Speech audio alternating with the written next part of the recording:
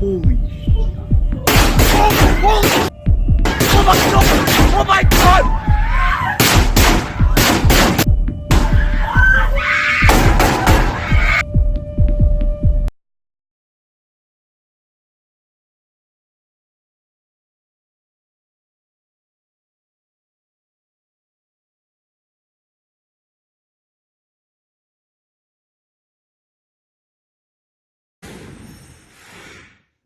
Wednesday's mass killing in Florida was an act of pure evil by a young man who fits a certain profile.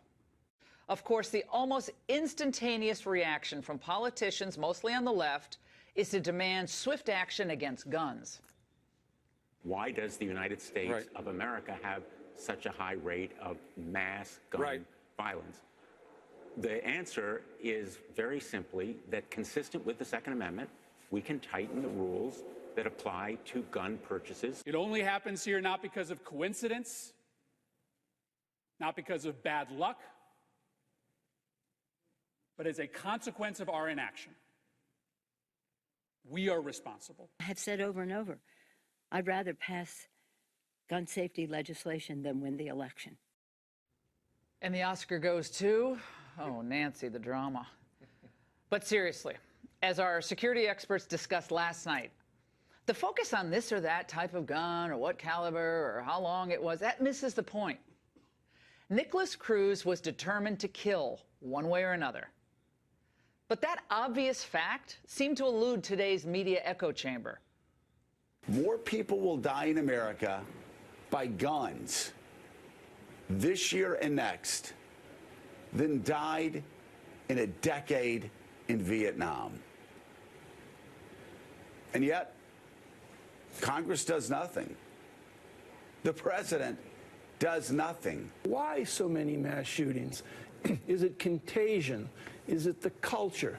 Does it have something to do with the lack of respect for life around us, or frustration, or mental health? You can't deal with this issue without dealing the availability of guns. You just can't. Sorry. It's a fundamental aspect of every one of these. Look, I think Mike Barnicle makes a decent point there. The culture of life, are we supporting it? That's a good point. But the rush to the guns. Cruz passed a background check. He had no prior criminal convictions. So most of the media's high horse puffery makes no sense at all. It is not the gun that walked up to the school with an intention to carry out a Valentine's Day massacre. It was Cruz, a man with a warped mind, maybe some underlying condition we still don't know about, but he was set on revenge or on fame, or maybe a combination of the two. And in a way, this focus on the weapon in these cases, it absolves us from doing the real soul-searching necessary. It's difficult to do that. And from seeking answers that are real. So we actually might stop this from happening again. We have a Second Amendment in this country. The Supreme Court reiterated our personal right. It's an individual right, the God-given right to keep and bear arms. We have 300 million guns privately owned in the United States. 40% of Floridians own a gun. So let's be honest here. Okay, onerous gun control laws or all-out confiscation is not an option. It's not going to happen. And if it was, President Obama would have made this a focus, as I said to Hannity earlier. And those 2 terms he was in office, that would be as important as, you know, Obamacare or any of these other priorities. It wasn't. Why? And look, with people with real mental health problems, in many cases they are barred from purchasing a weapon. And maybe we can do more there. That debate is a good one to have. But let's not also forget, they still have to be identified. They still have to be properly diagnosed. Somebody has to usually do an intervention, a family member, a close friend. That creates a host of other challenges. And limiting access to guns or magazines, that's not going to stop another school shooting. Chicago has some of the tightest gun restrictions in the USA. Yet there were more than 4,000 shooting victims in Chicago in 2016, and gun deaths there rose by 61% between 2015 and 2016. 2017 numbers aren't all that much better, but those are still coming in. Outlawed or not, criminals will find a weapon. The gun debate that we have after these events misses the point. We have to start looking at the shooters themselves and what contributes to their acting out in these horrible ways. Common sense and a little human concern may have stopped this shooting from happening in Florida. May.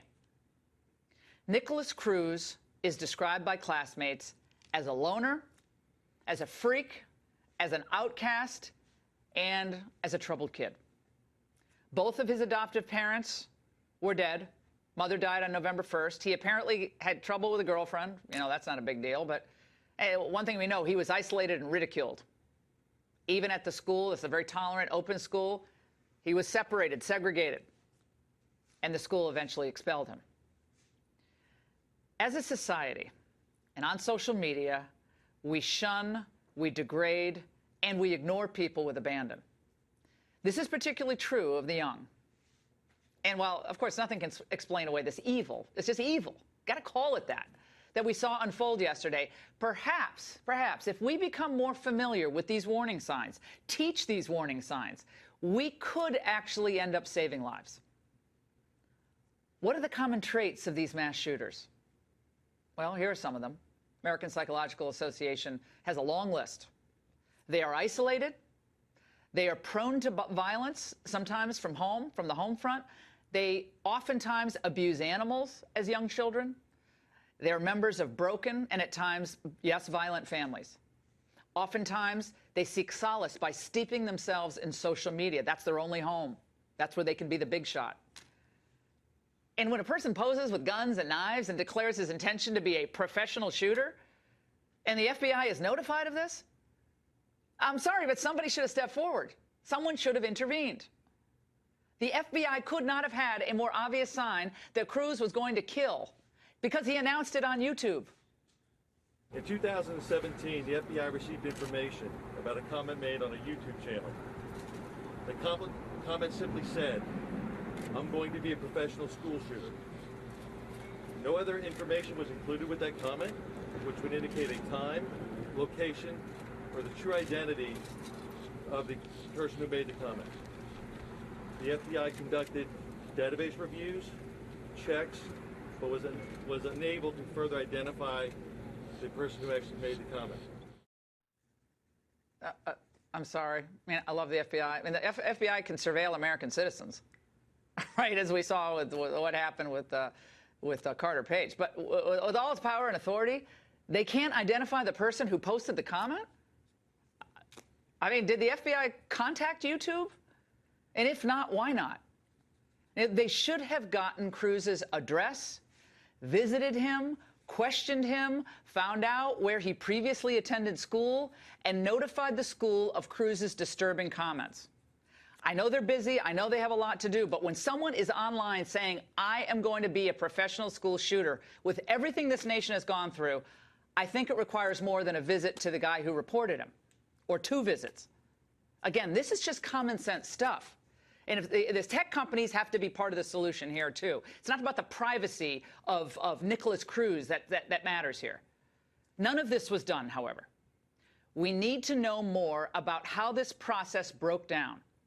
And perhaps this would have made the difference. But, of course, we'll never know for sure.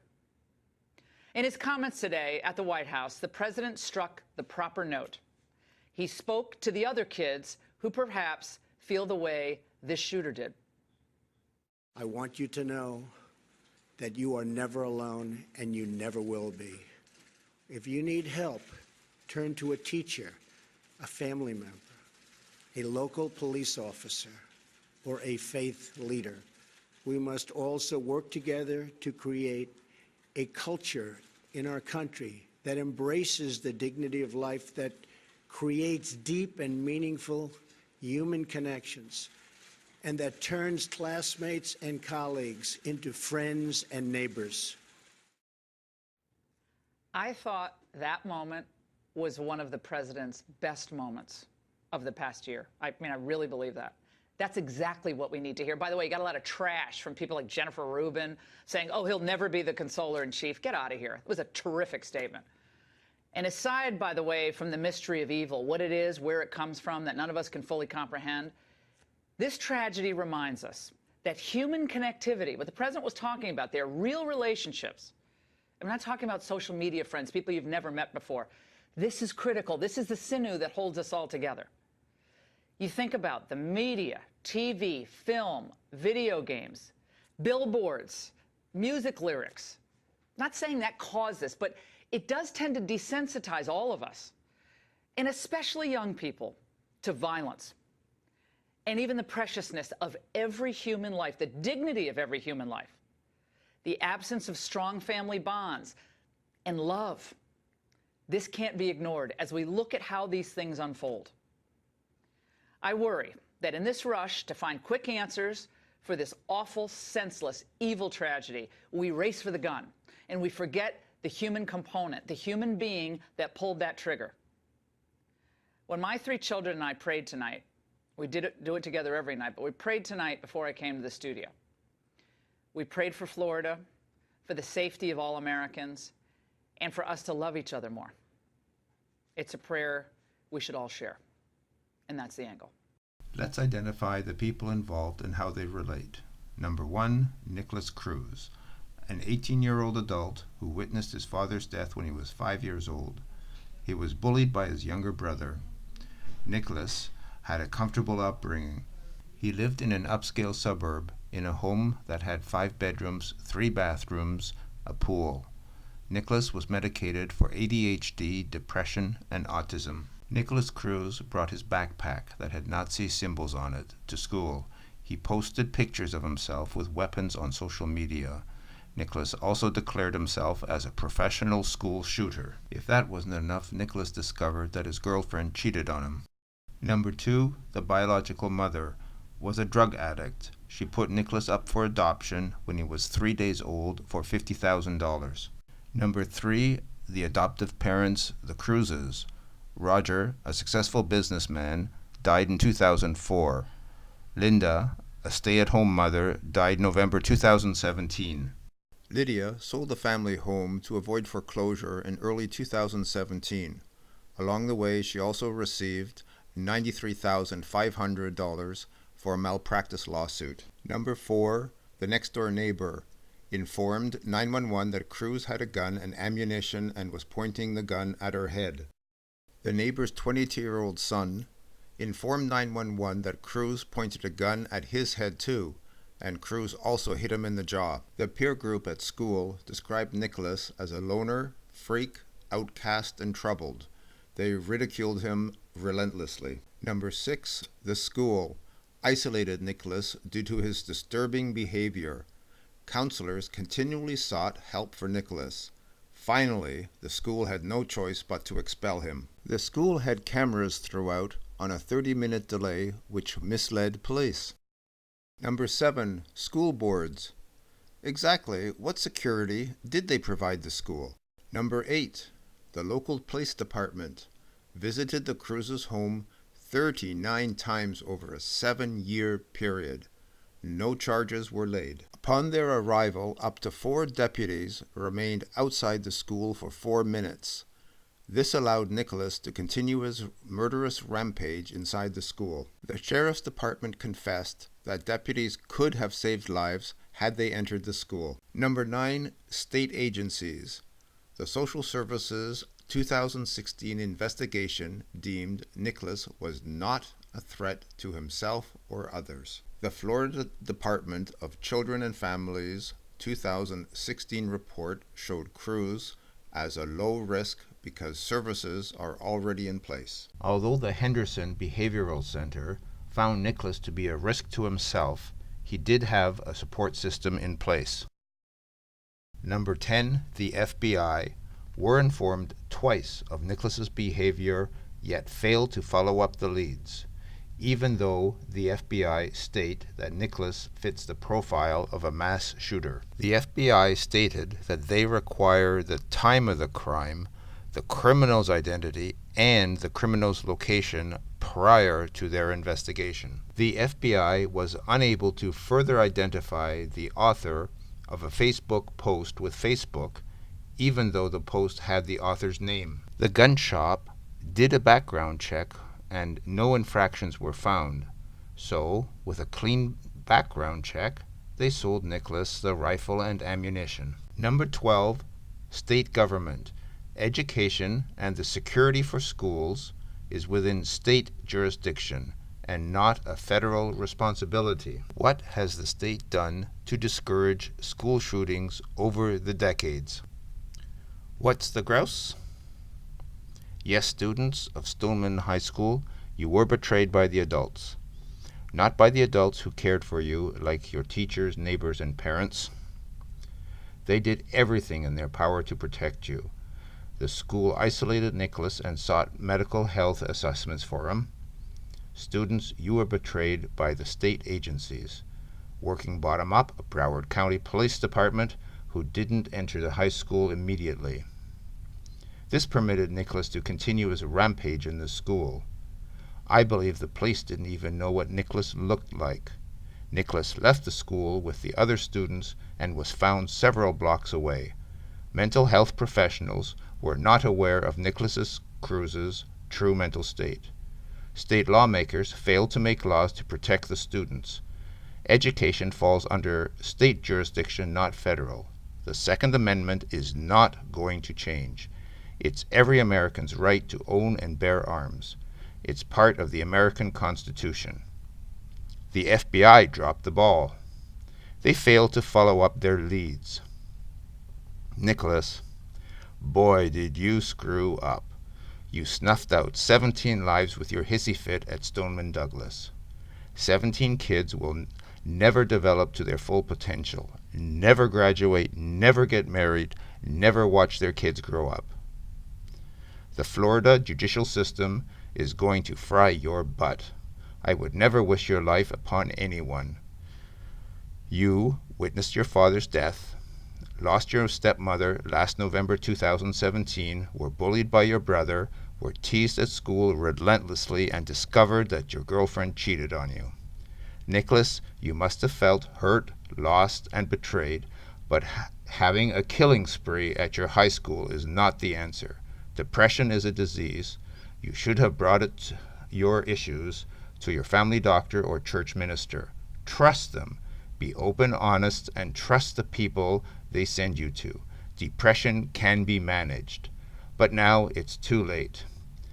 May peace be with you. Schools, you need to revise your security. The Second Amendment allows people, teachers too, to protect themselves. No one needs to know which teacher is packing. No more 30-minute delays with security cameras. Armed security guards patrolling the halls and school grounds is a great idea. All doors could be locked from the outside.